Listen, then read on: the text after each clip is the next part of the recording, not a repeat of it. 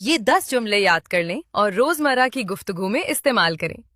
अगर आप इंग्लिश बोलने में माहिर होना चाहते हैं तो जल्दी से वीडियो को लाइक कर दें और कमेंट में यस लिखकर बताएं कि आप तैयार हैं। चलो शुरू करते हैं।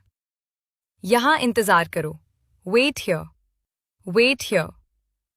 ध्यान से सुनो। Listen carefully, listen carefully. इसे जारी रखो। Keep it up, keep it up. यहाँ आओ। Come here, come here. वहां जाओ। Go there, go there. मेरा यकीन करो। Believe me, believe me. मुझसे वादा करो।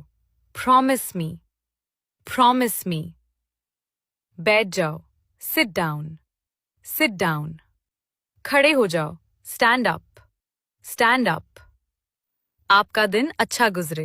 Have a nice day, have a nice day.